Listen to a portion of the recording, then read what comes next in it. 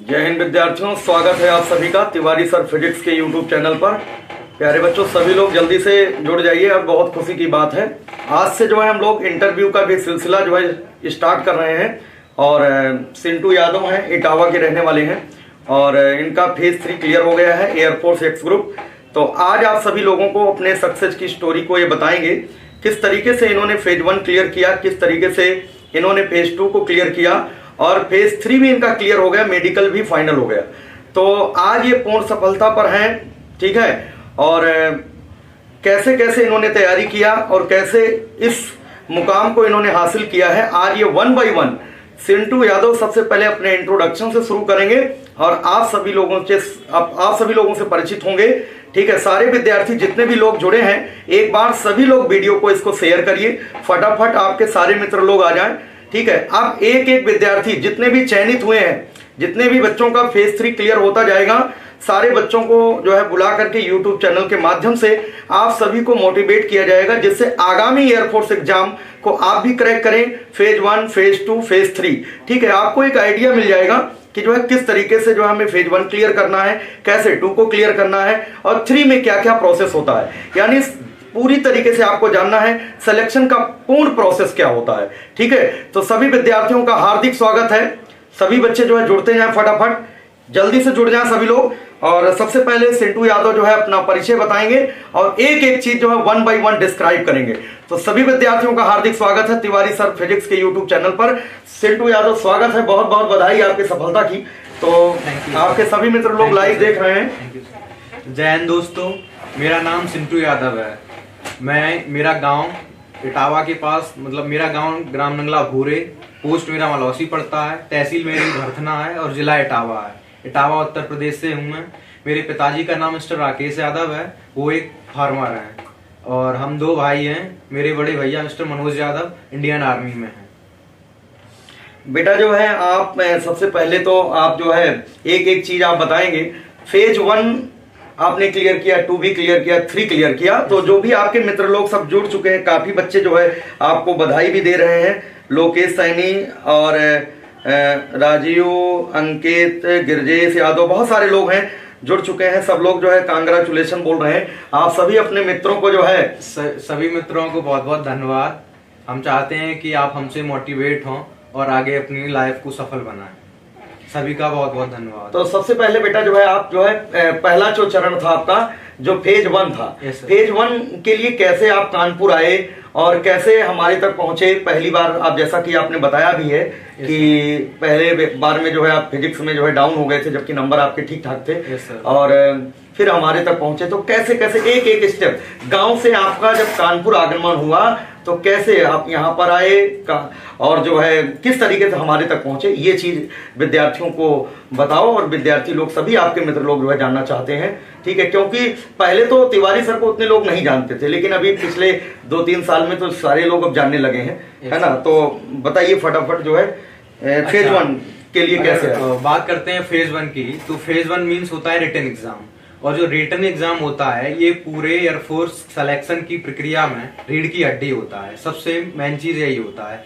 तो मैं सबसे पहले कानपुर में आया तो मैं कुछ ज्यादा नॉलेज नहीं था मेरे को कि कहाँ कोचिंग करना है, कहाँ जाना है, कहाँ कैसे क्या करना है। तो बस एक ही जुनून था कि हाँ एयरफोर्स करना है बस।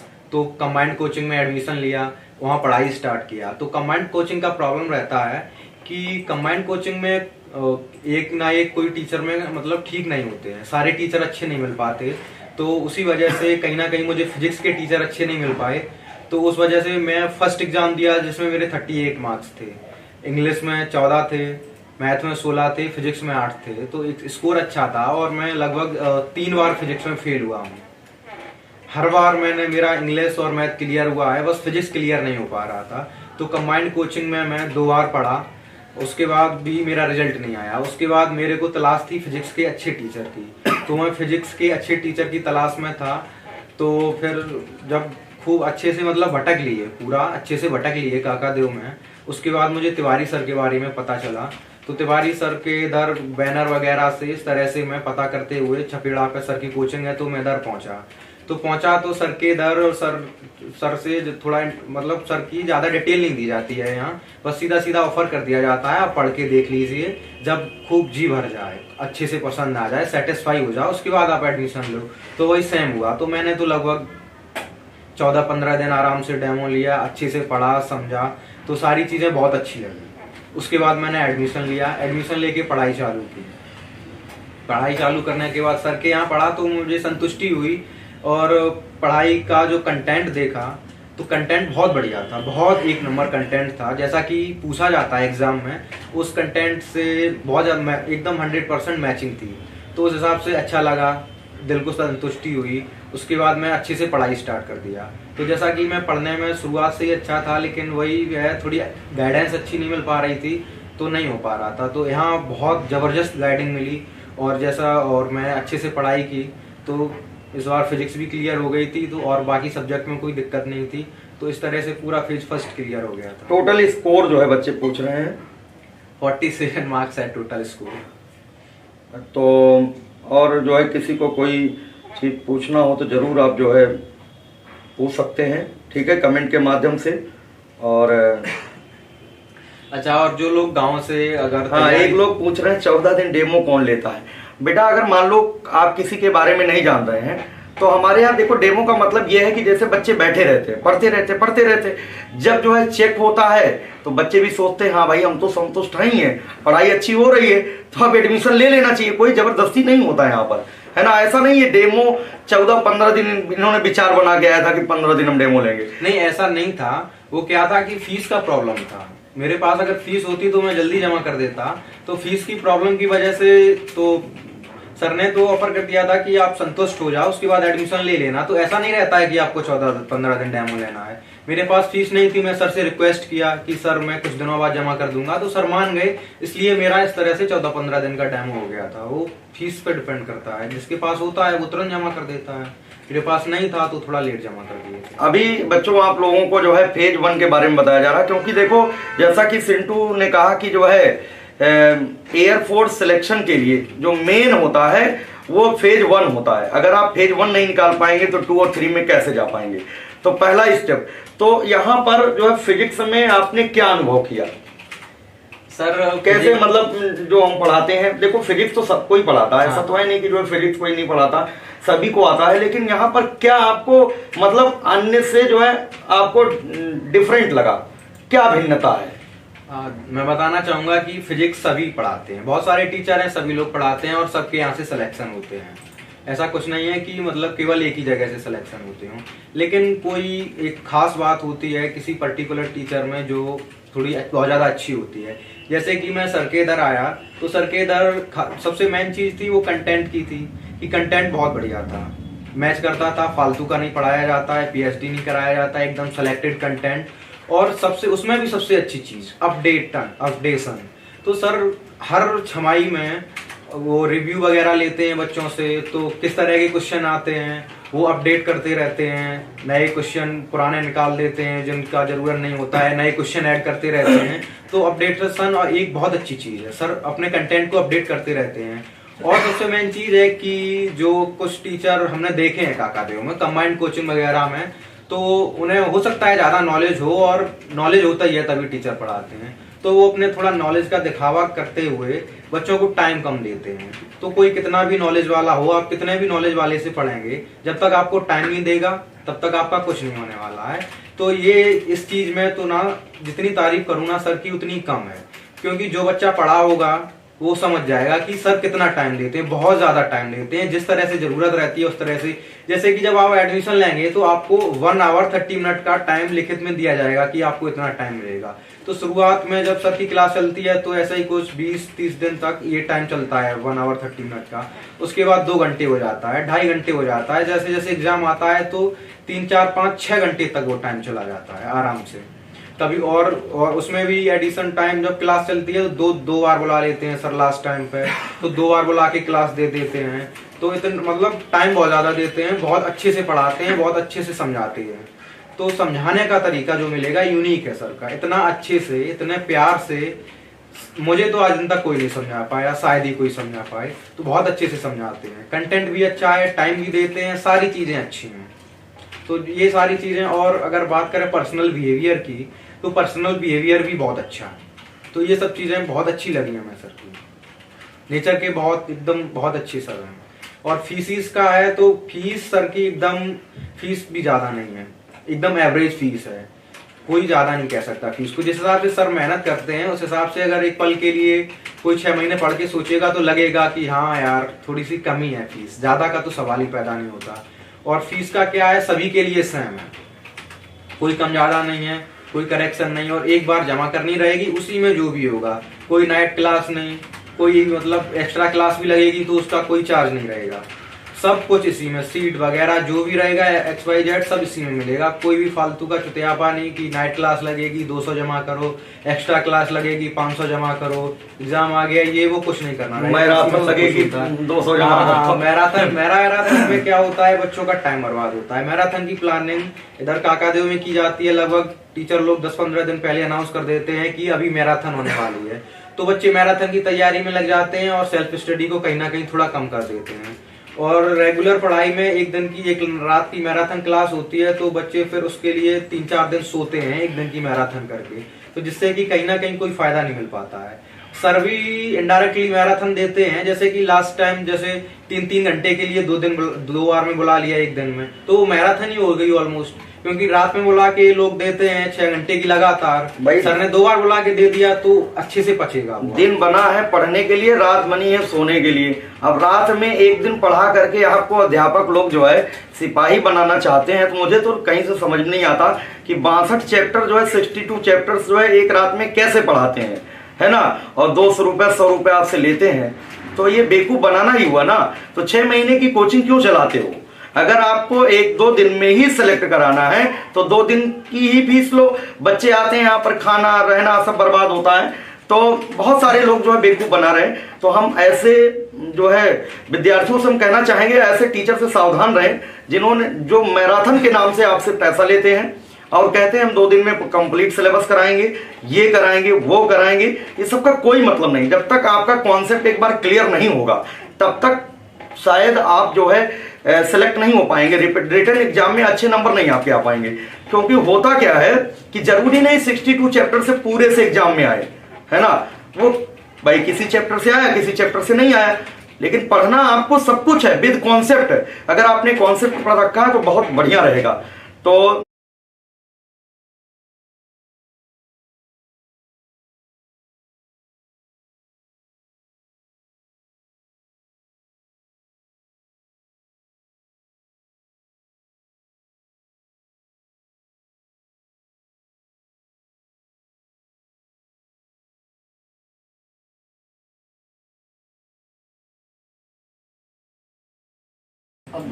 टीथ के बारे में बच्चे बता रहे हैं, अभी मेडिकल में बाद में।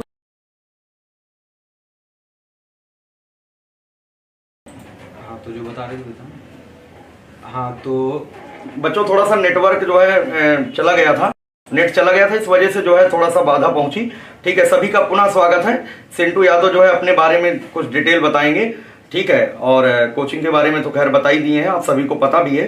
तो सिंटू यादव स्वागत है आपका, बच्चे जो है सब सुन रहे हैं आपकी बात। हाँ ठीक है, देखिए भाइयों, मैं मतलब एकदम गांव से हूँ बिल्कुल। और मेरे अगर बात करते हैं तो आसपास के काफी बड़े क्षेत्र में अभी तक किसी का एयरफोर्स में सिलेक्शन नहीं हुआ है। और जब मैं तैयारी करता था, पढ़ाई वढ़ाई करता था, तो लोग मतलब कहते थे कि एयरफोर्स में नहीं होगा, बहुत मुश्किल है, और तुम तो यूपी बोर्ड से हो, जीडी क्वालिफाई नहीं होगा, ऐसे वैसे करके ये सब चीजें। तो यूपी बोर्ड से हूँ तो ये कुछ मतलब नहीं है कि जीडी क्वालिफाई होगा नहीं होगा। तो अगर आपसे भी इस तरह से लोग कहते हैं कि यूपी बोर्ड से हो, जीडी नहीं होगा, या तैयारी छोड़ दो इसमें नहीं हो पाएगा, तो ऐसा वैसा कुछ नहीं। और ऐसी वैसी बातों को वही मानेंगे जो कि मेहनत से जी चुराना चाहते हैं। अगर आप मेहनत करेंगे, किसी भी बोर्ड से हो, कोई भी कंडीशन रही हो, तो आपका होगा। और मेरी कंडीशन जितनी बुरी रही ना, इतनी शायद ही किसी की हो।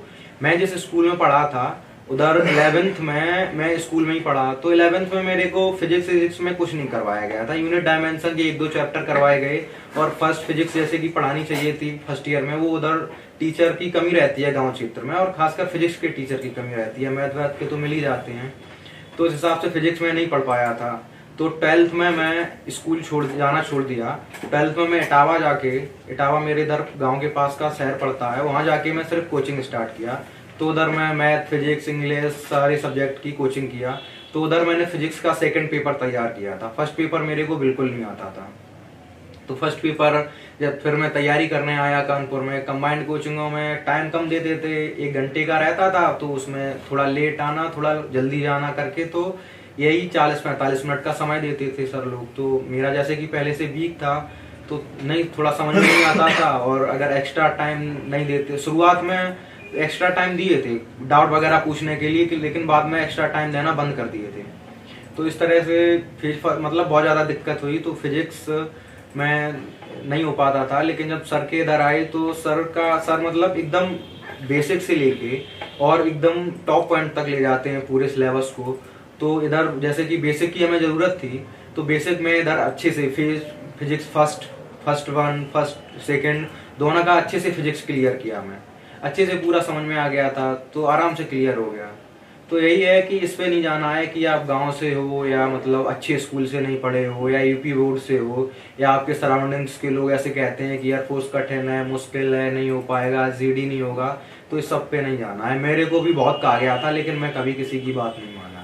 और जैसे कि बैकग्राउंड, फाइनेंशियल बैकग्राउंड भी बहुत ज़्यादा अच्छा नहीं था कि मेरे पिताजी फार्मर हैं, और लेकिन मेरे भैया का जॉब इंडियन आर्मी में लग गया था। तो जब से मैंने पढ़ाई स्टार्ट किया, घर से बाहर निकला, तब से आज दिन तक वही मेरा पूरा खर्चा देते हैं। मैंने लगभग 4 साल हो गए तब से मैंने घर से एक भी पैसा नहीं लिया है, भैया ही पूरा देते हैं, पूरा देखते हैं। तो इस तरह से था, फाइनेंशियल बैकग्राउंड भी नॉर्मली था। और ये तो आपका फेज 1 की कहानी। अच्छा, फेज 1 में जो है, जैसे जो विद्यार्थी आते हैं, हम तो देखते हैं काफी बच्चे ऐसे हैं हमारे बैच में कि जो बहुत सीरियसली गंभीरता से पढ़ते हैं, और कुछ ऐसे भी हैं जैसे 10 मिनट टाइम हो गया ओवर, तो हो गया टाइम। ऐसे विद्यार्थियों के लिए क्या कहना चाहोगे? क्या तुमने भी ऐसा कभी किया हमारे बैच में? नहीं सर, मैंने तो नहीं किया। मैं मतलब हमेशा से पढ़ाई के लिए बहुत ज्यादा सीरियस था। जैसे कि मेरा बैकग्राउंड अच्छा नहीं था, तो मेरे ऊपर थोड़ा प्रेशर भी था। तो मैं यही कहना चाहूंगा कि भाई मस्ती के लिए मस्ती करनी चाहिए, करो, लेकिन पढ़ाई के टाइम पढ़ाई, मस्ती के टाइम मस्ती। अगर 10 मिनट क्लास एक्स्ट्रा हो रही है तो उसमें आपका ही तो फायदा है। सर अपना कीमती टाइम दे रहे हैं आपको, तो आपको लेना चाहिए। ये नहीं करना चाहिए। इससे आपको कहना चाहेंगे कि डिसिप्लिन, कहीं ना कहीं आपके डिसिप्लिन में कमी है, आपके पास पेशेंस की कमी है। तो ये इस सब का खामियाजा आपको ग्रुप डिस्कशन में फेज 2 में जाके भुगतना पड़ेगा, उधर आपको दिक्कत होगी। ये सब नहीं करना चाहिए। अगर मिल रहा है 10-20 मिनट एक्स्ट्रा तो क्या है, लेना चाहिए। हमें तो कभी कभी भूख भी लगाती थी, या कहीं जल्दी भी जाना होता था, कुछ भी होता था, तो मैं कभी ये सब नहीं किया, मैनेज किया। अगर मिल रहा है तो अच्छी बात है, लेना चाहिए, तो उसको यूज करना चाहिए। ये तो अच्छा सा अपॉर्चुनिटी होती है कि अगर कोई टीचर आपको अपनी मर्जी से एक्स्ट्रा टाइम दे रहे हैं तो आपको खुशी खुशी लेना चाहिए, और तारीफ की बात है ये तो। और हर कोई नहीं देता, ये कुछ ही टीचर कर पाते हैं। ये सब तो बहुत ही कम जगह ये सब देखने को मिलेगा। और दूसरी बात यह है कि फिजिक्स के साथ साथ जो बच्चों को यहाँ पर मोटिवेट किया जाता है, सब समझाया जाता है ना, कि कैसे उनको रहना है समाज में, है ना, बहुत सारी चीज़ें यहाँ पर समझाते रहते हैं बीच बीच में। ठीक है, तो उसका क्या प्रभाव पड़ता है? उसका प्रभाव पड़ा? बिल्कुल सर। क्या होता है कि ये कानपुर शहर है, यहाँ पे जो टीचर हैं वो शहरी बैकग्राउंड से भी हैं, ग्रामीण बैकग्राउंड से भी हैं। तो शहरी बैकग्राउंड से हैं, उन्हें उतना ज़्यादा जमीनी स्तर का नॉलेज नहीं होता है। और जैसे कि सर हैं तो थोड़ा ग्रामीण बैकग्राउंड से हैं, तो इन्हें बच्चों की हर प्रकार की कंडीशन पता है, क्या फाइनेंशियल कंडीशन हो सकती है, और कितना बच्चे मतलब कितना नॉलेज रहा होगा उनका, बेसिक 10th 12th में कितना क्या किया होगा, तो वो सब पता रहता है। उस हिसाब से सर समझाते रहते हैं, अपना एक्सपीरियंस देते रहते हैं, बताते रहते हैं भाई क्या कैसे करना है, मोटिवेट भी करते रहते हैं, और सब चीज बताते रहते हैं कि क्या करना है क्या नहीं करना है। और सर की क्लास की टाइमिंग भी एकदम परफेक्ट है। सुबह का टाइम जो बच्चों का सोने का रहता है उसमें सर की क्लास है, शाम का टाइम जो बच्चों का मस्ती करने का घूमने का रहता है उसमें भी सर की क्लास रहती है। तो दोनों ही क्लास में सर कोशिश करते हैं कि बच्चों का टाइम बर्बाद ना हो। उस क्लास में सर, उस टाइम में सर क्लास देते हैं, तो उन सब चीज़ों पे बहुत ज़्यादा ध्यान देना चाहिए। और ज़्यादातर बच्चे देते भी हैं ध्यान, कुछ होते हैं अब उनके बैकग्राउंड जैसे कि अच्छा होता होगा, या फिर शहरी लोग तो कम ध्यान देते हैं, बाद बाकी हम तो बहुत ध्यान दिए थे, जिससे कि हमें बहुत ज़्यादा फायदा हुआ। और बच्चों को समझ में नहीं आता है फिलहाल में बेसिक में, तो ये सब आदतें उनकी फेज 2 में नुकसान पहुंचाती हैं। तो जैसा कि सर समझाते रहते हैं उसको मानना चाहिए, समझना चाहिए। और क्या है, क्लास में कितना टाइम लेना रहता है, बाद बाकी तो पूरे दिन आपको घर पे ही रहना है। अगर 10-20 मिनट का एक्स्ट्रा टाइम मिलता है तो उसको लेना चाहिए। अच्छा, दूसरी बात ये तो फेज 1 की कहानी हो गई, और फेज 2 में कैसे कैसे क्या हुआ, एक एक स्टेप बताइए फेज 2 के बारे में, है ना, क्या क्या स्टेप हुआ है ना, क्योंकि बहुत सारे ऐसे तुम्हारे मित्र हैं कि जो आगे बैठेंगे एग्जाम में, वो भी फेज 1 क्लियर करेंगे, फेज 2 में जाएंगे। फेज 1 में तो हम लोगों का खास रोल रहता है, और फेज 2 में भी हमारा रोल रहता है, जो हम बच्चों को कहते हैं विनम्र बनो, है ना, जो क्लास में हम समझाते रहते हैं कि जो है थोड़ा सा आप लोग जो है अपने व्यवहार को परिवर्तित करो, अपने आप को बदलो। फिजिक्स तो अपने आप आ जाएगी, है ना। अब जैसे हु हा करने वाला ये सब मतलब सिस्टम बदल दीजिए, ये सब चिल्लाने की आदत और ताली बजाने की आदत जो है बंद करिए। आप बिल्कुल सीरियस होकर के पढ़ाई किया करिए, पढ़ाई के समय पढ़ाई करना होता है, ठीक है। तो फेज 2 के बारे में ओके बताइए। जो सर बेसिक चीजें क्लास में समझाते रहते हैं हमेशा, ये सब फेज 2 में यूज होती है, इन सबका जरूरत रहता है। जैसा कि बताना चाहूंगा तो एयरफोर्स में जो बंदों की जरूरत होती है, तो कई तरह के बंदे होते हैं। तो नॉर्मल बंदा, उससे एडवांस और कुछ एक्स्ट्रा एडवांस होते हैं। तो बिल्कुल जीरो लेवल के बंदे की जरूरत नहीं होती उधर, और बिल्कुल जो बहुत ज्यादा हाईएस्ट होता है ओवर एक्टिंग करने वाला, इस तरह के बच्चों की जरूरत नहीं होती है, उधर नॉर्मल बंदा चाहिए होता है। तो ये सब चीजें जो सर बेसिक चीजें क्लास में समझाते रहते हैं, ये सब ग्रुप डिस्कशन में काम आती हैं, इस सब का यूज होता है। इस सबको ओवरऑल अगर कोई एक नाम दिया जाए तो डिसिप्लिन कहते हैं। तो आपको डिसिप्लिन में रहना चाहिए, और इससे फेज 2 में काफी फायदा होगा, खासकर जीडी में। मेरे मतलब देखते हुए कुछ बच्चे आउट हुए, वो डिसिप्लिन की वजह से। फेज 2 आपका कहाँ पर था? मेरा फेज 2 था भोपाल में, 15 ESC है। तो सबसे पहले आप गए तो क्या हुआ, एक एक स्टेप बताइए। अच्छा, मैं सबसे पहले गया तो वही आधार कार्ड चेक हुआ, और एडमिट कार्ड था फेज 2 का, वो चेक हुआ बिल्कुल गेट पे ही। तो उसके बाद अंदर भेजा गया। उसके बाद वही जैसे कि इस बार कोरोना चल रहा था तो हैंड सैनिटाइज किया, पुराने मास्क फेंके, नए मास्क मिले। उसके बाद लाइन से चेस्ट वाइज सबको बैठा दिया। बैठाने के बाद जो उस पर साइन और फोटो चिपकाना रहता है फेज 2 के एडमिट कार्ड पे, वो करवाया गया। और सारे डॉक्यूमेंट, 10th की मार्कशीट, 12th की मार्कशीट, आधार कार्ड, फेज 2 का एडमिट कार्ड, और वो क्या था, और भी डॉक्यूमेंट थे। जैसे कि जब हम फॉर्म ऑनलाइन कराते हैं तो वो रिसीविंग मिलती है, वो ये सब चीज़ें जाके डेस्क पे चेक करानी रहेंगी। तो चेक कराने के बाद फिर आगे चेक कराते जाएंगे, आगे बढ़ते जाएंगे। इस तरह से सारे बच्चों का चेक होके लाइन लग जाएंगी। लाइन लगने के बाद फिर सबसे क्या रहेगा कि रनिंग का रहता है सबसे पहले। तो इस बार रनिंग नहीं हुई थी, रनिंग की जगह पे कदम चाल हुई थी। तो रनिंग ना होने की वजह ये थी, जैसे कि मैंने वहाँ पता किया तो डिफेंस वाले ना रूल को एकदम अच्छे से मानते हैं, डिसिप्लिन उनके लिए सर्वोपरि है। तो उस हिसाब से मास्क लगाना मैंडेटरी था, और उन लोगों ने बताया कि मास्क लगा के दौड़ना संभव नहीं हो पाता, तो इसलिए रनिंग की जगह पे कदम ताल करवाई गई। तो इस तरह से कितना 50-60 के ग्रुप बनाए थे हमारे इधर। तो 60 के ग्रुप बनवा के उस जिस प्लेस पे हम लोग लाइन लगाए हुए थे, उस प्लेस से दूसरी प्लेस पे ले गए। वहाँ पर 15-15 का लाइन लगवा दिया जाके 60 बच्चों का। 15-15 का लाइन बना के उधर बड़ा सा लाउड स्पीकर रखा था, और एक सर थे माइक से बोल रहे थे कैसे क्या करना है। वो माइक से बोल रहे थे, और एक और सर थे वो करके दिखा रहे थे कि कैसे क्या करना है। तो उन्होंने बोला, एक और सर ने करके दिखाया, वैसे ही सबसे पहले कदम चाल हुई।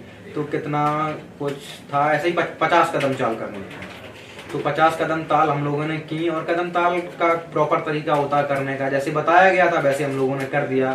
तो कदम ताल में कुछ लड़के बाहर हो गए थे, शायद प्रॉपर नहीं किए होंगे।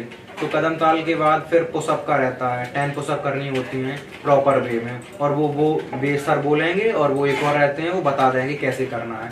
तो इस तरह से 10 पुशअप रहती हैं। और इस बार जैसे कि मैंने देखा यूट्यूब वगैरह पे और हर जगह अफवाह फैलाई गई थी कि पुशअप के लिए 10-15 सेकंड इस तरह से रोक रहे। तो कुछ ज़्यादा नहीं रोक रहे थे, 4-5 सेकंड जो नॉर्मल रोका जाता है उस तरह से रोक के पुशअप लगवा रहे थे। और कुछ बच्चों की प्रैक्टिस नहीं रही होगी या कुछ भी रहा होगा, तो इस हिसाब से पुशअप में भी लड़के बाहर हुए। पुशअप के बाद 10 सेटअप होंगे। सेटअप में भी बता दिया गया कैसे करना है, और उसमें भी रोक के करनी रहती हैं। तो बहुत ज़्यादा नहीं रोकती, नॉर्मल एवरेज रोकते हैं। तो उस हिसाब से सेटअप करवाएंगे। सेटअप के बाद 20 स्क्वाट्स रहते हैं, 20 स्क्वाट्स कराए गए, वो भी रोक के। तो मतलब हर पायदान में बच्चे बाहर हुए, स्क्वाड्स में भी हुए। तो इस तरह से 60 में से काफ़ी बच्चे बाहर हो गए थे। तो इस तरह से मेरा हुआ, यही सब बच्चों का होता है, जिनका होता जाता है लाइन में लगा दिया जाता है। तो हमारे इधर से कितनी रिपोर्टिंग ऐसी कुछ 180 या 200 की समथिंग रिपोर्टिंग थी, उसमें से लगभग कितने ऐसे ही 47-48 लड़के पूरी फिजिकल प्रक्रिया में आउट हुए। उसके बाद लाइन में सबको बैठा दिया गया, उसके बाद टॉयलेट वगैरह का टाइम दिया, वो सब करने के बाद ऊपर ले गए, ऊपर ले जाके सबको लाइन बाई लाइन क्रम बाई क्रम बैठा दिया गया। उसके बाद सिचुएशन रिएक्शन टेस्ट, SRT बोलते हैं, SRT का बंडल रखा हुआ था, वो बच्चों से ही खुलवाया उन्होंने, उसकी फोटोग्राफी हुई और कहा कि आपके सामने खुल रहा हूँ, इसमें किसी भी प्रकार की कोई भी हेराफेरी नहीं। तो वही उसमें 45 क्वेश्चंस थे, 30 मिनट्स का टाइम था और हर क्वेश्चन करना मैंडेटरी था। तो वही करना रहा, किया, सब बच्चों ने किया। तो इसमें भी बच्चे आउट हुए, SRT में भी। मेरे इधर से एक ही बंदा आउट हुआ था SRT में। SRT हुई, कुछ समय बाद SRT का रिजल्ट आया। जब SRT का रिजल्ट आने से पहले जो टाइम बचा था रिजल्ट तैयार होने में, उसमें बच्चों का मतलब कमर से ऊपर का सब कपड़े उतरवा दिए गए थे और प्लेट पर नाम वगैरह लिख के फोटोग्राफी हुई थी, सबकी फोटो खींची गई थी। फोटो खींचने के बाद बच्चे बैठ पाए, SRT का रिजल्ट अनाउंस हुआ। SRT का रिजल्ट अनाउंस हुआ, उसके बाद चेस्ट नंबर वाइज 15-15 बच्चों को GD के रूम में ले जाया गया, जिसमें विंग कमांडर 1, विंग कमांडर 2 ऐसे करके कहीं कहीं 3 सर, कहीं कहीं 2 सर इस तरह से बैठते हैं। उसके पहले PIQ फॉर्म भरवाया जाता है, उसमें आपकी फैमिली के बारे में पूछा जाता है कि कौन क्या कितने लोग हैं, वो सब भरना रहता है। आपकी हॉबीज़ क्या हैं, ये सब भरना रहता है। और जो वो PIQ फॉर्म हम लोग भरते हैं वो सर के पास पहुंच जाता है GD रूम में। वहाँ पे हम लोग गए तो सर ने कहा आइए बैठिए, सबको बैठा दिया गया। चेस्ट नंबर वाइज बैठेंगे, तो GD रूम में सब लोग चेस्ट नंबर वाइज बैठ गए। उसके बाद सर ने बताया कि आपको कैसे क्या करना है। आप बताया कि 30 सेकेंड आपको अपना इंट्रोडक्शन देना है और 30 सेकेंड में आपको टॉपिक का इंट्रोडक्शन देना है। तो उधर एक पैम्पलेट बंटवाई गई, जिसमें मतलब उस रूम में अंदर जाने के बाद फिर इंग्लिश अलाउड रहता है, हिंदी का कोई मतलब नहीं रहता है, इंग्लिश टू इंग्लिश करना रहता है। तो पैम्पलेट बंटवाई गई, उसमें 3-4 मिनट का टाइम दिया गया पढ़ने के लिए। तो 3-4 मिनट में बच्चों ने पढ़ा, मैंने तो 3 बार पढ़ ली थी वो पैम्पलेट 3-4 मिनट में। तो उस पर टॉपिक था, टॉपिक मतलब नहीं लिखा रहता है कि टॉपिक क्या है, वो आपको पूरा पैसेज पढ़ने के बाद खुद ही पता करना होता है कि टॉपिक क्या है। तो मैंने पूरा पैसेज पढ़ा तो मेरे को समझ में आया, जो मेरा टॉपिक था वो था कि जो फायर क्रैकर्स होते हैं उनको कंप्लीट बैन करना चाहिए कि नहीं करना चाहिए। उससे पूरा पढ़ने के बाद समझ में आया। तो इसके बाद फिर पैम्पलेट जमा हुई, उसके बाद सर ने बोला ठीक है, चेस्ट नंबर जिसका सबसे पहले था स्टार्ट। तो उसने स्टार्ट किया, अपना इंट्रोडक्शन दिया, टॉपिक का इंट्रोडक्शन दिया। ऐसे ही 1 बाय 1 सर नेक्स्ट करते गए। जिसने खुद बंद कर दिया तो उसका थोड़ा सा वेट किया, ये बोल रहा है कि नहीं बोल रहा है, फिर नेक्स्ट कर दिया। और जिसका हो जा रहा था, कितना 1 मिनट करना था, जिसका 55 सेकेंड 60 सेकेंड ऐसा होता जा रहा था, तो सर नेक्स्ट बोलते जा रहे थे। इस तरह से एक एक करके सारे बच्चों ने अपने इंट्रोडक्शन, टॉपिक का इंट्रोडक्शन दिया। तो एक बंदा था जिसके गले में प्रॉब्लम थी कि नहीं थी पता नहीं, लेकिन उसने ऐसे रिएक्ट किया जैसे कि उसको इंट्रोडक्शन देने में शायद अटक गया था, वो अपना इंट्रोडक्शन देते समय अटक गया। तो उसने ऐसे रिएक्ट किया जैसे कि उसको कोई प्रॉब्लम हो। तो उसने कहा सर, ऐसे रिक्वेस्ट किया, सर प्रॉब्लम है सर थोड़ी देर। तो उसको ठीक है, ओके कर दिया गया। उसके बाद जब सबका इंट्रोडक्शन हो गया तो फिर उसको मौका दिया गया बोलने का। तो तब उसने अच्छे से इंट्रोडक्शन, टॉपिक का इंट्रोडक्शन कंप्लीट कर दिया, तो सब कुछ ठीक था उसका। फिर सर नहीं बोले थे GD स्टार्ट करने के लिए, एक दो बंदे थे मतलब चालू कर दिए, अपने अपने व्यू देना स्टार्ट कर दिए, जो कि नहीं करना चाहिए था। फिर जब सबका इंट्रोडक्शन हो गया तो सर ने बोला ठीक है, आपको ऐसे ऐसे GD करनी है, फिश मार्केट नहीं बनानी है, अच्छी वे में करनी है। तो कुछ लड़के रहते हैं ज़्यादा बोलने वाले, ओवर एक्टिंग करने वाले। हाँ, और उसमें जब रूम में आप बैठे हों तो उसमें बॉडी पोजीशन अच्छी होनी चाहिए एकदम, हाथ मूवमेंट, हैंड मूवमेंट नहीं करना है ग्रुप डिस्कशन के दौरान, आई कांटेक्ट रखना है, और ज़्यादा कुछ किसी भी प्रकार के मतलब जो आप नॉर्मल वे में बातचीत करते समय करते हैं वो नहीं करना है। उधर प्रॉपर वे में बातचीत करनी है, खासकर हैंड मूवमेंट नहीं करना है, आई कांटेक्ट रखना है, फेस पे नॉर्मल स्माइल रखनी है, ज़्यादा मतलब टेंशन में नहीं रहना है उधर। तो इस तरह से बोलना है। और जो टॉपिक रहता है, तो अगर स्टार्ट इनिशिएटिव का पॉइंट वगैरह रहता होगा तो मतलब अगर कोई खास ज़्यादा जरूरी भी नहीं होता कि आप इनिशिएट करें। तो ऐसे करके तो 3-4 लड़कों ने एक साथ बोलना स्टार्ट कर दिया था, इस तरह से इनिशिएट हुई जीडी। तो मैं चुपचाप बैठा रहा, तो बोलने का मौका नहीं मिला तो नहीं बोला। उसके बाद फिर जब मौका मिला तो मैं बोला, जैसे कुछ 10-15 सेकंड बोल पाया हूँगा, लड़के टूट पड़ते थे, फिर 10-15 सेकंड बोल पाया, लड़के टूट पड़ते थे, इस तरह से था। और 3-4 लड़के थे जो इंग्लिश मीडियम वाले होंगे थोड़े, हाँ, जो वो इंग्लिश स्मार्ट बनते हैं, इंग्लिश मीडियम वाले होंगे, या फिर कुछ बच्चे ना एसएसबी दे के आते हैं, तो उन्हें ये रहता है कि हम तो एसएसबी दे के आए हैं। हाँ, और थोड़ा इंग्लिश मीडियम से रहते हैं तो वो थोड़ा ज्यादा बोलते हैं, ज्यादा ओवर स्मार्ट बनते हैं उधर। तो ऐसे थे 3-4 लड़के जो कि ये काम कर रहे थे उधर, बच्चों को बोलने का मौका नहीं दे रहे थे। तो मैंने ट्राई किया, तो 15-20 सेकंड करके 3 बार बोला। उसके बाद मैं जब मतलब सोच समझ के एकदम अच्छी वे में, अच्छे आई कांटेक्ट। एक जो है मित्र आपके पूछ रहे हैं, चीकू सिंह, इंग्लिश में बोलना कंपलसरी है क्या? हाँ, इंग्लिश में तो बोलना ही रहेगा, ग्रुप डिस्कशन। अच्छा, और एक और है फौजी लवर, ये कह रहे हैं कि इंट्रोडक्शन जो है कैसे देना है, और जो है सिंटू से कहो कि एक बार इंट्रोडक्शन दे के बताएं कि कैसे देना है वहाँ पर।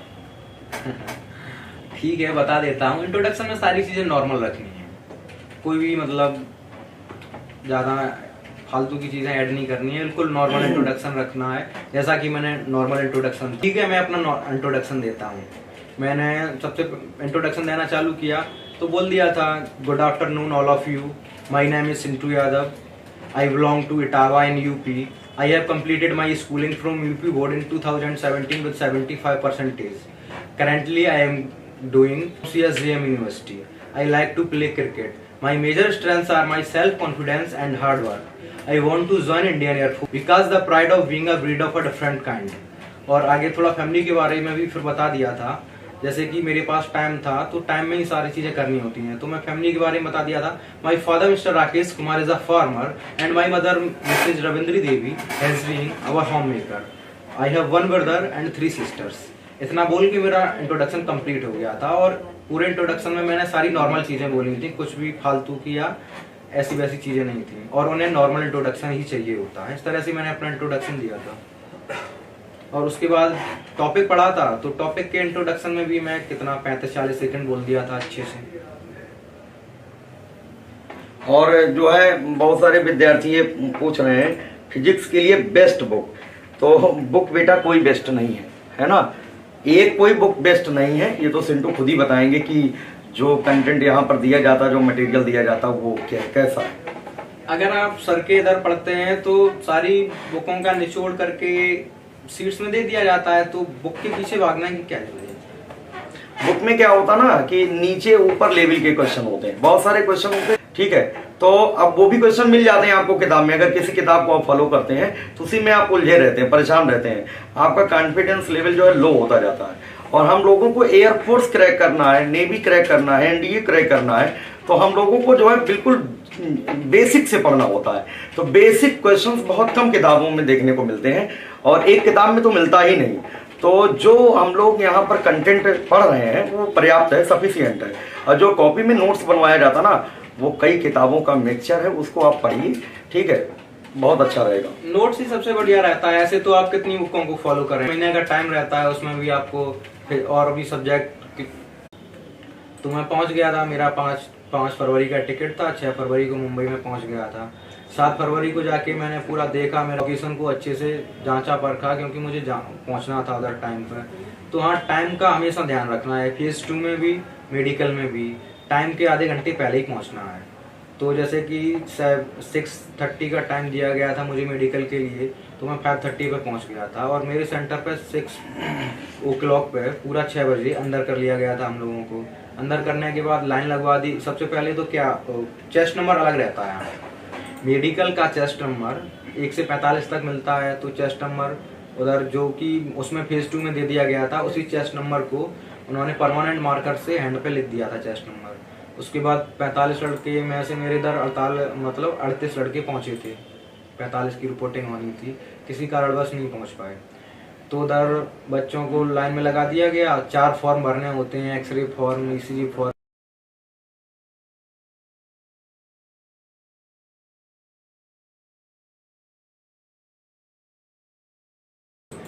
मेडिकल में दांत वांत का क्या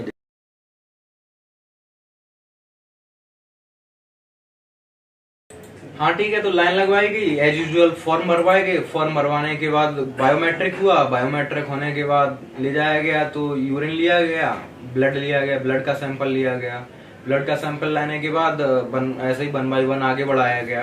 तो उसके बाद डेंटल में क्या होता है, डेंटल में अंदर ले जाया गया तो रहता है, उधर लेटा लिया गया, उधर उन्होंने पूरा देखा, दांत अच्छे से पूरे देखे हैं।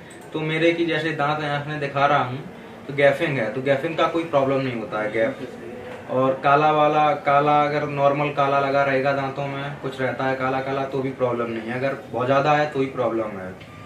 दांतों का नहीं बहुत ज्यादा पॉइंट बनता है, कोई इशू नहीं होता है।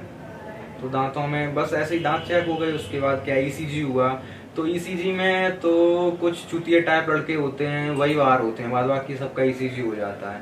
जब ईसीजी होगा तो उसमें घबराने की क्या जरूरत है, आप फेस टू क्लियर करके आ रहे हैं। एक लड़का कह रहा मेरे हाथों में थोड़ा पसीना आता है। पसीना नॉर्मल से कोई दिक्कत नहीं है। पूरे मेडिकल के दौरान आपकी अगर नॉर्मल प्रॉब्लम है किसी भी प्रकार की पूरी बॉडी में तो कोई दिक्कत नहीं है।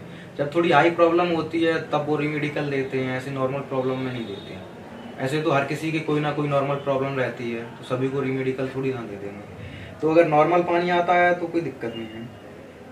बेड के बारे में धीरेन्द्र पाल पूछ रहे हैं, बेड के बारे में।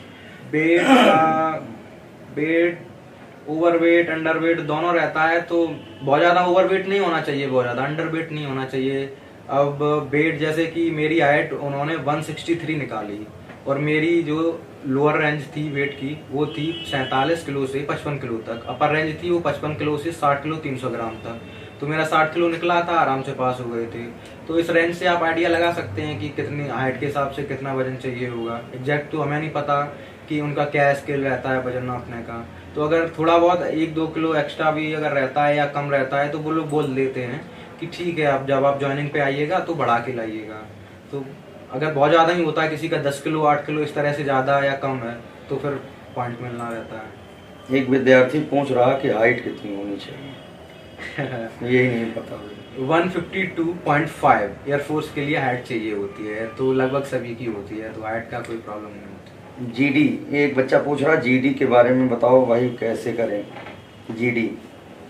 जीडी में क्या जीडी अभी पहले आप जो है रिटन एग्जाम जो है क्लियर करिए ढंग से, और जहां पर आप इंग्लिश पढ़ते हैं वहीं पर आप जो है काफी कुछ कर सकते हैं। अगर 10-15 मिनट वो टीचर आपको दे रहे हैं, इंट्रोडक्शन वगैरह जो है देना आना चाहिए आपको, है ना। बहुत बड़ी बात नहीं है। जब आप क्वालिफाई कर लीजिएगा फेज 1 तो फेज 2 के लिए थोड़ा समय मिलता है, 15-20 दिन का जो है आपको जो है टाइम मिलेगा, कभी कभी ज्यादा भी समय मिल जाता है। तो आप जो है बहुत सारे जो है यहाँ पर इंस्टीट्यूट चल रहे हैं जो इंग्लिश स्पीकिंग कोर्स कराते हैं, तो वहां पर जाकर के आप जीडी की कोचिंग कर सकते हैं, कोई बड़ी बात नहीं है ना। उसमें आपको देखो मेन तो ये फिजिक्स और मैथ और इंग्लिश पहले रेडी करो, है ना।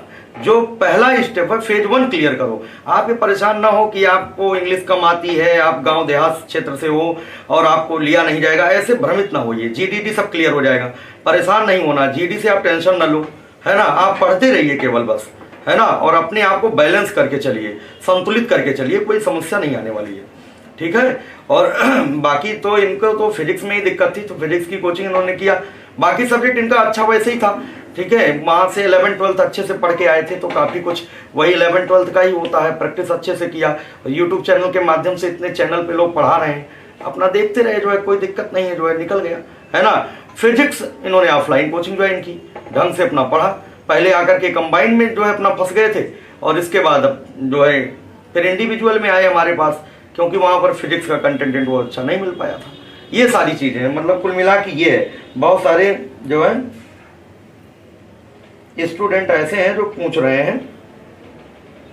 अच्छा, ईसीजी का थोड़ा बता देता हूँ। तो ईसीजी में घबराने की जरूरत नहीं रहती है। जब आपका ईसीजी चेक हो रहा हो तो आप कोई फनी मोमेंट याद कर लीजिए और फनी मोमेंट के बारे में सोचिए। ये मत सोचिए मेरा ईसीजी चेक हो रहा है या कुछ भी, क्योंकि अगर कुछ भी होगा ईसीजी में पॉइंट बनेगा नहीं बनेगा वो तो आप कुछ नहीं कर सकते आप उसमें। जो होना होगा वो होगा। आपको फनी मोमेंट याद करना है, निश्चित तौर पे आप पास हो जाएंगे ईसीजी में। बहुत ज्यादा घबराना नहीं है। बीपी में भी सेम करना है। एक विद्यार्थी कह रहा है दांत टूटा है। हाँ चलेगा, कोई दिक्कत नहीं है। दांत टूटा है तो कोई समस्या नहीं, कोई समस्या नहीं है। थोड़ा बहुत खुटका रहता है तो कोई दिक्कत नहीं है। मेरे तो बेगरे हैं दांत तब भी कोई दिक्कत नहीं हुई। और जो कुछ जो है वो हाथ वहां पे बनवाए रहते, लिखवाए रहते टैटू वगैरह जो है, हाँ उससे भी कोई दिक्कत नहीं होती है। वो फेज 2 में फॉर्म भरवाते हैं बॉडी टैटू सर्टिफिकेट करके, बस थोड़ा एडिशनल प्रक्रिया उसके लिए करनी रहती है। आपको फॉर्म वगैरह फिल करने रहते हैं, उनको बताना रहता है कि हाँ बॉडी टैटू है, ये सब फेज 2 में भरवाया जाता है। एक स्टूडेंट आंख के सफेद पार्ट में थोड़ा काला सा दाग है, कोई दिक्कत होगी? नहीं कोई दिक्कत नहीं। इसे तो ये तो जो है नेचुरल है ना। हाँ ये नेचुरल है, इससे कोई नहीं है। वो नेचुरल है। बड़ा अक्षर पर छोटा छोटा करके इस तरह से दिखाते हैं, वो सब पढ़ना रहेगा। और क्या कलर विजन नहीं होना चाहिए। मोहित कुमार बेटा कोई दिक्कत नहीं, कोई समस्या नहीं, परेशान ना हो। चेस्ट कैसे चेक हुआ? चेस्ट पूछ रहा है एक बच्चा, मतलब सब बता दो इनको। अच्छा चेस्ट क्या, जैसे नॉर्मल जब आप कहीं दर्जी के यहाँ जाते हैं तो वो टी शर्ट का नाप लेता है, वैसे ही वो भी चेक किए। पहले नॉर्मल लगाया, नॉर्मल लगाने के बाद फुलाने के लिए पहले बोला कि अच्छे से सांस भर लो, सांस भरने के बाद फुलाओ, ऐसे फुलाने को बोला तो आराम से हो गया था चेस्ट। मैथ और इंग्लिश कैसे आपने स्टडी किया, जो है कैसे जो है पढ़ा, कंटेंट को तैयार किया कि आपके नंबर अच्छे आए? फिजिक्स तो खैर यहाँ पढ़ते ही रहे, तो इसको कैसे लोग पढ़ें? प्रैक्टिस नहीं करते हैं लोग, पेन नहीं चलाते हैं, ज़्यादातर शॉर्ट ट्रिक्स पे दौड़ते हैं। तो उन सब चीज़ों के बारे में एक बार, अगर आप लॉन्ग अच्छा पूरे से पूरा आपका कॉन्सेप्ट क्लियर है, आपको लॉन्ग अच्छे से आता है, उसके बाद अगर आप शॉर्ट पे जाएंगे तो कर पाएंगे। सीधा शॉर्ट पे जाएंगे तो प्रॉब्लम होगी, आप नहीं कर पाएंगे। तो शॉर्ट और ट्रिक पे ज़्यादा भागने की जरूरत नहीं है। लॉन्ग अच्छे से पढ़िए, उसके बाद अपने आप शॉर्ट ट्रिक बना ले जाएंगे। खुद समझ में आ जाता है कि इस क्वेश्चन को शॉर्ट कैसे करना है, तो आपके माइंड में अपने ऑटोमेटिक जनरेट होंगी शॉर्ट ट्रिक। और मैथ में क्या रहता है, प्रैक्टिस, जितनी ज़्यादा प्रैक्टिस उतने अच्छी नंबर। तो प्रैक्टिस ही है, और क्या प्रैक्टिस सेट से कर सकते हैं किसी से भी। और RS अग्रवाल, ल्यूसेंट, ये 2 बुक हैं, ये दोनों बहुत अच्छी बुक हैं एयरफोर्स के लिए। मैथ के लिए आप प्रैक्टिस कर सकते हैं इससे, है ना, जैसा कि इन्होंने बता रहे हैं। बाकी 11th और 12th का जो आपका बेस है, हाँ, उसको आप पढ़ते रहिए। 11 12 बहुत सहायक होती है, मैथ में भी, इंग्लिश में भी, फिजिक्स में भी, तीनों में। और इंग्लिश का क्या है, मेडिकल में जो है मतलब क्या मतलब सारा कुछ पूरा फुल बॉडी चेकअप हुआ? फुल बॉडी चेकअप होता है, एक्सरे भी होता है, ECG भी होता है, BP भी होता है, हाथ पैर कान नाक मुंह आगे पीछे ऊपर नीचे सब कुछ चेक होता है, जो कहीं नहीं किसी भी प्रकार और किसी सर्विस में नहीं होता होगा जो काम वो एयरफोर्स में होता है। सब कुछ चेक होता है, अच्छे से होता है। मेडिकल थोड़ा सा टफ रहता है, लेकिन आपका सब कुछ सही है तो कोई दिक्कत नहीं है, क्योंकि बहुत ज्यादा चीजें, सारी चीजें मतलब इसमें चेक की जाती है। चलिए, और तो किसी को कोई डाउट नहीं है? लगभग इसी तरीके से इसी सीरीज में जो है बहुत सारे विद्यार्थी आएंगे। जैसे सिंटू यादव अपने विचार को बता रहे हैं किस तरीके से जो है इन्होंने पढ़ाई किया और क्या क्या जो है इनको अनुभव मिला फेज 1, फेज 2, फेज 3 में क्लियर हुआ है। तो इसी तरीके से जो भी विद्यार्थी जो है चयनित हुए हैं, सेलेक्ट हुए हैं, फेज 3 क्लियर किए हैं, 1 by 1 एक बच्चे को बुलाएंगे, वो अपना जो है पर्सनल जो रिव्यू होगा वो जरूर शेयर करेंगे आपके साथ। क्या सावधानी बरतनी है, कैसे आपको पढ़ाई करना, वो जरूर आपको बताएंगे, ठीक है, क्योंकि वो सिलेक्ट है तो उनको एक अनुभव मिल जाता है, ठीक है। अच्छा, अभी कोई पूछ रहा था कि GD कैसे करना है, तो GD के लिए बताना चाहूंगा कि न्यूज़पेपर की हेल्प ले सकते हैं आप। कंटिन्यू न्यूज़पेपर रीडिंग, जैसे कि आप पढ़ाई स्टार्ट करते हैं तो 10-15 एक न्यूज़पेपर ले लिया तो 5-6 दिन चलेगा, तो 10-15 मिनट डेली न्यूज़पेपर को देखने की आदत डालें। खासकर यूपी बोर्ड तो जरूर डालें, उससे ठीक रहेगा, उससे पैसेज भी आपका अच्छा हो जाएगा जो कि फेज 1 में काम आएगा। और GD के लिए भी आपकी इंग्लिश अच्छी हो जाएगी।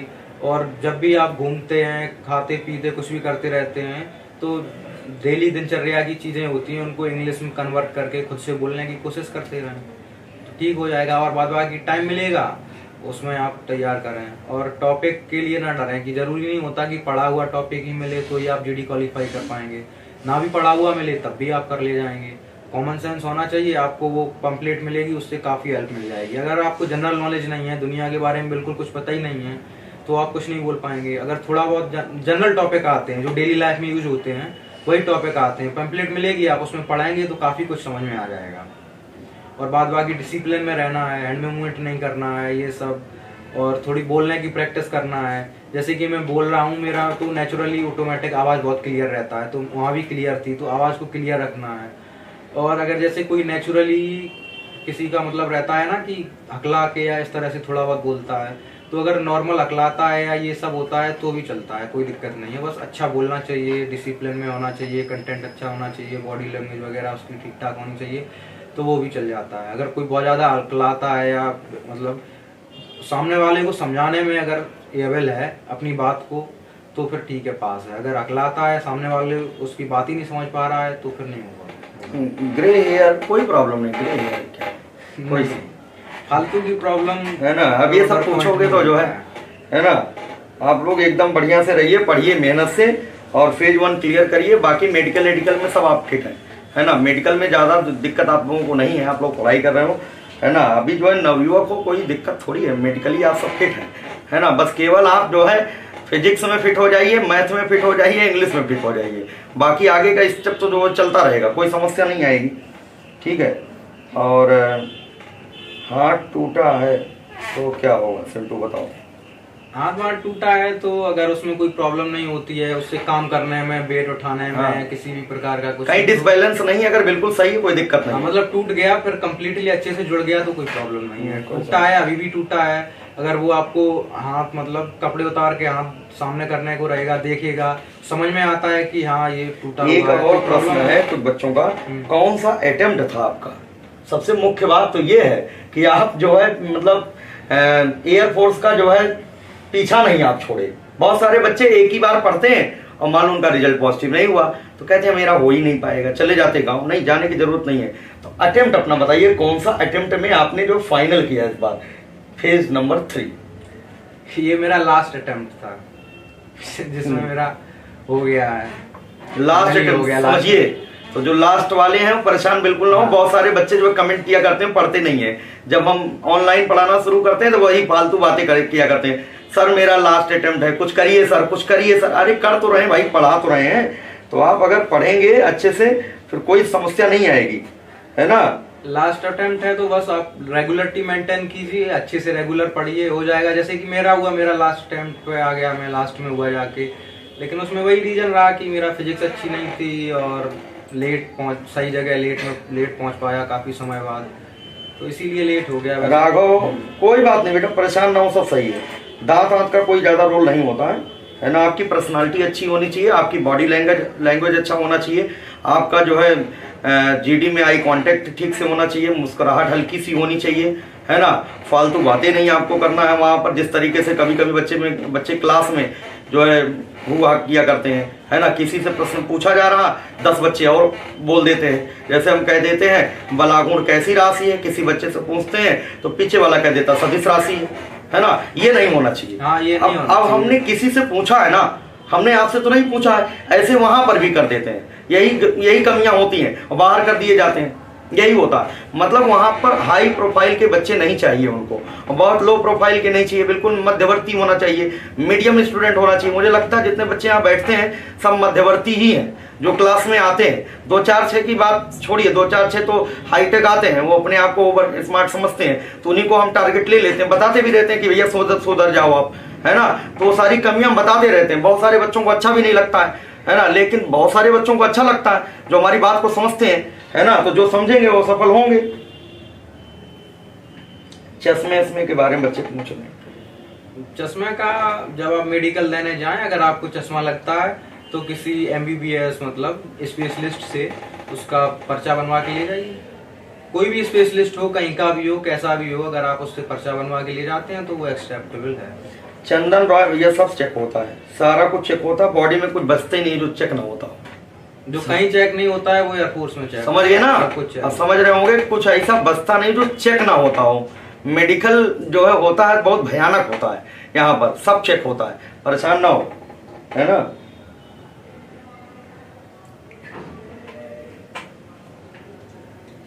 फेस मार्क कोई प्रॉब्लम नहीं, फेस मार्क में कोई दिक्कत नहीं आती, क्यों सिद्धू, है ना। नहीं, ये सब नेचुरल चीजें हैं, नेचुरल चीजों में किसी भी। कुणाल कुमार बेटा जो है, जो हमने 31 टेस्ट करा रखे हैं उसको आप देखिए, और जो इस समय टेस्ट चल रहा 10वां टेस्ट हमने करा दिया है, ये देखिए।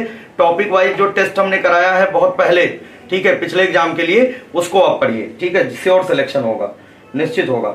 टोटल मार्क्स पूछ रहे हैं बच्चे, कितना नंबर? 47 है टोटल मार्क्स। 47 है, ठीक है, टोटल मार्क्स है 47। लास्ट अटेम्प्ट था, इन्होंने जो है बहुत अच्छे से मेहनत किया और थर्ड फेज क्लियर हो गया है और आज बहुत खुशी की बात है। इसी तरीके से जिन जिन विद्यार्थियों का चयन हुआ है वो सारे लोग आए और किस तरीके से उन्होंने सफलता हासिल की है वो जरूर बताएं, ठीक है। और उम्मीद करते हैं आगामी एग्जाम में आप लोग भी जो है क्रैक करेंगे एयरफोर्स।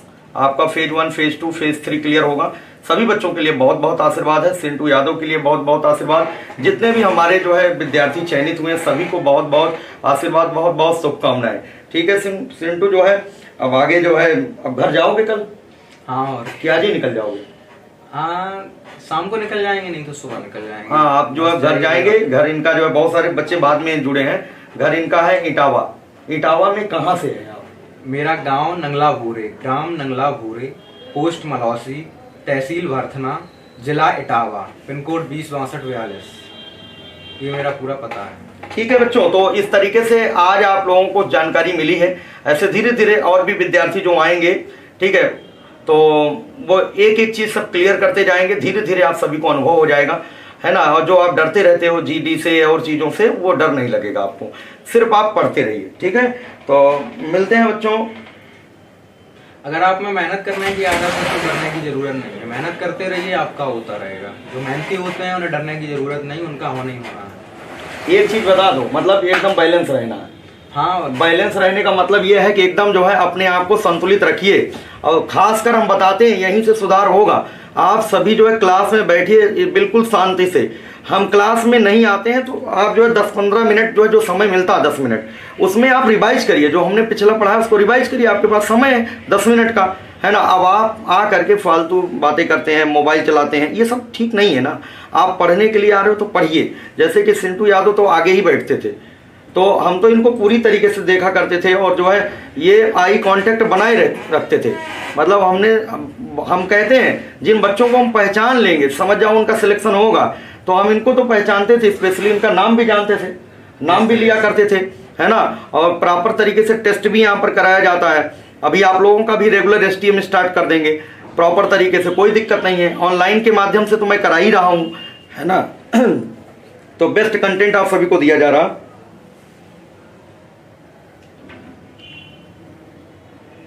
बेटा एयरमैन प्रिंस, बेटा अभी शाम की क्लास का भी हम क्लियर करके बताएंगे आपको, है ना। अभी मैटर भी तो तैयार करना है। नाखून टूटा है, कोई समस्या नहीं भाई, कोई दिक्कत नहीं है। बाकी फिट होना, कोई दिक्कत नहीं होगी। जीडी में टॉपिक क्या है? अच्छा, ये मेरा टॉपिक था कि जो फायर क्रैकर्स होते हैं उनको कम्प्लीटली बैन करना चाहिए कि नहीं करना चाहिए। यही टॉपिक इसी के बेस पे था। समझ गए ना सभी लोग? तो ठीक है बच्चों, जो है मिलते हैं अब जो है अगले इंटरव्यू में, ठीक है, और दूसरे विद्यार्थी के साथ। आज के लिए बस इतना ही, ठीक है सिंटू यादव, बहुत बहुत बधाई, शुभकामनाएं आपके लिए। ठीक है, खुश रहिए। तो चलते हैं फिर जो है।